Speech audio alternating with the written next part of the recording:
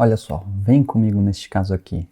Uma queixa frequente, mas que poucos ultrassonografistas fazem um protocolo completo para esse tipo de dor na região do cotovelo. Feminino, 50 anos, com dor na face lateral do cotovelo direito e já realizou tratamento para epicondilopatia sem melhoras. Eu quero saber qual a sua hipótese diagnóstica que você pesquisa nesse caso. Você só olha os tendões extensores ou você faz uma avaliação mais completa, avaliando também o nervo interósseo posterior? Então, mostrando aqui o caso dessa paciente, que foi um caso de agenda, e quero saber de você qual é a sua hipótese diagnóstica, o que você consegue caracterizar nessa imagem. Então, fique tranquilo que até o final deste vídeo a gente vai discutir os achados de imagem, sugestão de laudo e uma discussão completa deste caso, para quando você pegar um caso semelhante na sua prática, você conseguir acertar o diagnóstico ajudando o paciente e o médico solicitante.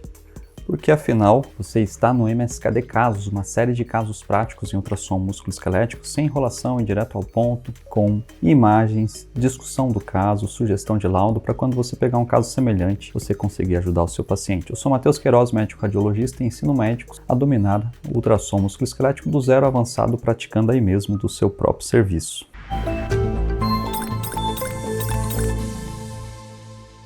Vamos ao nosso caso, paciente feminino, 50 anos, com dor na face lateral do cotovelo direito. Já realizou tratamento para epicondilopatia, mas sem melhoras. E quando você analisa os extensores, o que você observa? Olha só como a superfície óssea está bem regular, você pode até questionar se existe uma leve heterogeneidade, um pouco de hipoecogenicidade, indicando uma discreta tendinopatia da origem dos extensores. Mas o paciente já realizou tratamento e não melhorou. Então, tratamento e até a fisioterapia sem melhora, o paciente está ali com dor na face lateral que não melhora, você tem que pensar no diagnóstico diferencial, que é muito mais frequente do que o pessoal imagina, porque na maioria das vezes os colegas não pensam nesse diagnóstico diferencial e não procura achados discretos ali do nervo interósseo posterior. Então agora avaliando o nervo interósseo posterior. Então, indicado aqui no pointer, no plano transversal, olha só o nervo, o ramo profundo do radial. Então, Doppler para diferenciar o que é vaso. Então, aqui no plano transverso, ao nível do túnel radial e ele entrando entre as cabeças do supinador, bem nessa topografia.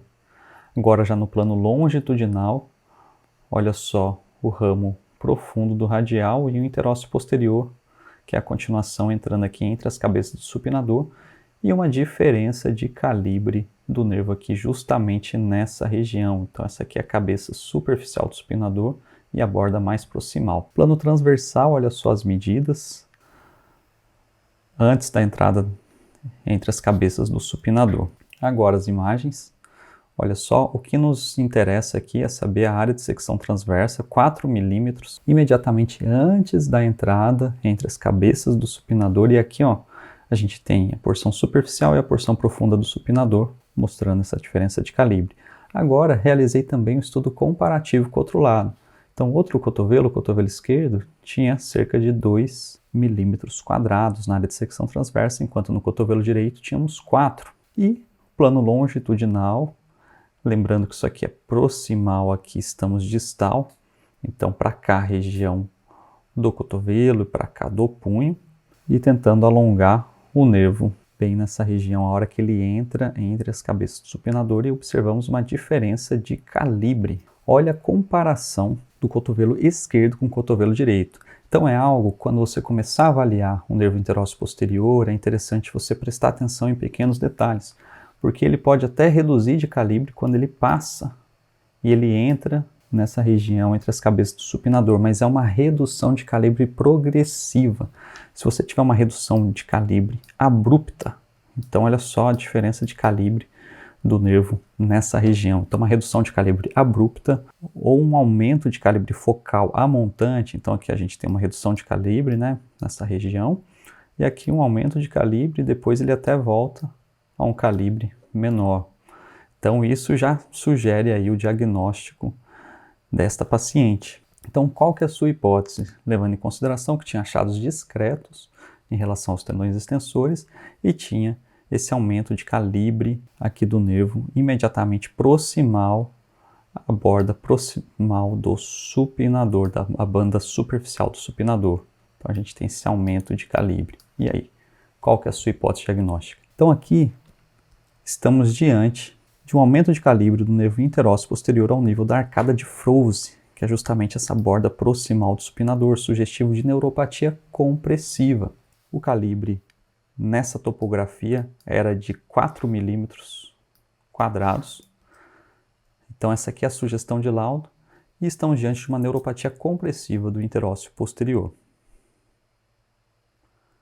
Então desenhando aqui o trajeto neural. Então terminologia que às vezes gera uma certa confusão. Então o que é síndrome do interósseo posterior, síndrome do túnel radial, síndrome do supinador? O túnel radial ele se estende desde essa articulação entre o rádio e o capítulo até a região mais distal do supinador. Então esse é o túnel radial. Então existe a referência da síndrome do interósseo posterior que acomete o ramo profundo aqui, nessa região, a hora que ele entra nas cabeças. Então falando em relação à nômina, né, a gente tem o nervo radial que se divide em ramo superficial e ramo profundo. E quando ele entra nas cabeças, ele é chamado de interósseo posterior. E o túnel radial é todo esse segmento compreendido desta região até esta região. Ou seja, este aqui existem descrições falando de distinção entre a síndrome do túnel radial, que é uma compressão do ramo profundo, e a síndrome do interósseo posterior, que já seria um acometimento mais motor. E existe até uma certa confusão, porque se é um nervo motor, esse ramo profundo, por que tem sintomas sensitivos? Então já tem fibras aferentes sensitivas, e por isso que o paciente pode referir dor, sensação de peso nessa face lateral do cotovelo, do antebraço proximal. Então o nervo radial ele vai inervar todos os músculos do compartimento posterior do braço e do antebraço. Vamos observar como é o nervo normalmente. Então vamos prestar atenção bem aqui nessa septação, plano transversal, a gente tem o músculo braquial e aqui o bráquio radial, a gente procura aqui a gordura nessa região e consegue observar exatamente o nervo radial, às vezes já com os dois ramos. Então, dando zoom na imagem, indo e voltando, olha só, já tem os dois ramos, o ramo superficial e o profundo. Então, acompanhando o ramo profundo, olha só, ao nível do túnel radial e depois passando entre as cabeças do supinador, plano transversal e longitudinal. Olha como o calibre deste nervo está preservado, ele não tem nenhuma redução do calibre abrupta, nem aumento do calibre a montante. É um protocolo que você tem que incluir no seu estudo de ultrassom musculoesquelético, se você realiza. Você precisa aprender a caracterizar esse nervo e incluir até de rotina para você entender o que é normal e quando se deparar com um achado patológico você conseguir diagnosticar. E qual que é a clínica do paciente com essa neuropatia compressiva? Dor na região radial do antebraço proximal. Então, uma dor referida nessa região mais muscular, bem aqui nessa topografia. Diferente do diagnóstico diferencial com epicondilopatia lateral, que é uma dor bem mais pontual. E testes físicos que você pode realizar é justamente uma supinação forçada contra a resistência, que o paciente vai referir a mesma sintomatologia, ou extensão do terceiro dedo. Então, extensão terceiro dedo contra a resistência também referindo a mesma dor. Então, um pouco diferente aqui a topografia, né? A epicondilopatia é bem aqui na origem, pode irradiar um pouco. E do interósseo posterior é uma dor mais nesse grupamento muscular. Etiologia é uma neuropatia compressiva. Então, quais são os pontos de compressão? O mais frequente é a arcada do supinador, a arcada de Froese, que é essa região proximal da banda superficial do supinador. Então ela pode ser mais fibrosa, mais tendinosa e pode espessar no movimento de pronossupinação repetido. Então o que pode dificultar o diagnóstico, que às vezes é uma compressão mais dinâmica do que uma compressão estática. Podemos ter vasos radiais recorrentes, que podem gerar compressão também, e qualquer fator que vai aumentar o conteúdo ou diminuir o continente. Então, um cisto na região ou uma fratura do rádio que determina uma deformidade no local. Então, lembrar, a arcada de Froese é a borda proximal da cabeça superficial do músculo supinador, que pode formar um arco fibroso. Então, uma estrutura normal que todo mundo tem. Em alguns pacientes, em algumas pessoas, você tem essa porção mais tendinosa do que membranosa. Então pode expressar por hipersolicitação mecânica de pronossupinação. Pronação e supinação, este movimento repetido. Então as características ultrassonográficas. Aumento do calibre. Então olha só como, agora acompanhando esse nervo, olha só, no interior, entre as cabeças do supinador, a gente tem um aumento do calibre proximal ao ponto de compressão. E aqui, ó, bem nessa região, a gente tem a arcada de Froese, essa região mais hiperecogênica. Aqui a região, a porção superficial do supinador, e aqui a profunda, e a topografia da arcada de Froese, bem onde a gente observa um aumento de calibre montante. Lembrar que, como é uma compressão dinâmica, a imagem pode não ter achados significativos, gerando uma dificuldade no diagnóstico. Nesses casos, você pode fazer um teste terapêutico, realizar a infiltração de lidocaína, cerca de 3 ml ali nessa região, realizando os testes provocativos antes da injeção do anestésico e imediatamente após, antes de fazer o bloqueio motor.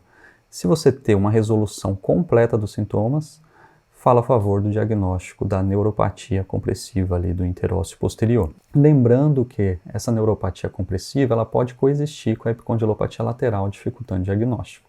Outro achado relatado na literatura, segundo esse artigo, é da área de secção transversa, que não ultrapassa aqui, ó, nessa região proximal, medindo ali cerca de 2,2, então algumas referências relatam que não ultrapassa 3 milímetros quadrados nessa topografia, onde aqui no nosso caso nós temos 4 milímetros quadrados.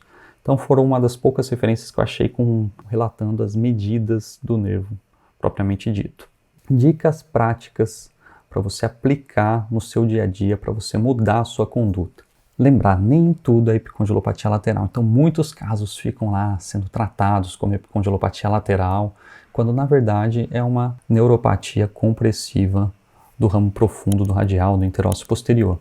Então inclua na sua sistematização a avaliação do nervo interósseo posterior, do ramo profundo. Então comece a caracterizar, observando o paciente sem queixa nenhuma, e sempre que tiver dor, é obrigatório você dar uma olhada nesse nervo para saber se tem algum ponto de compressão, se tem algum achado por imagem mais específico, que foram esses que a gente discutiu. Lembrando que você pode lançar a mão do teste terapêutico, porque a imagem ela pode ser normal em alguns casos clínicos positivos. Essas foram as referências utilizadas para te passar todo esse conteúdo de qualidade, então peço encarecidamente para você curtir, se inscrever no canal e te convido a conhecer o MSKD, o curso completo em ultrassonografia musculoesquelética 100% online, que vai te levar do básico ao avançado e você pode evoluir praticando aí mesmo no seu próprio serviço. Adequar o curso à sua agenda e não sua agenda ao curso. Então, uma forma de você estar em constante atualização e evolução com conteúdo de qualidade. Muito obrigado e até o próximo caso.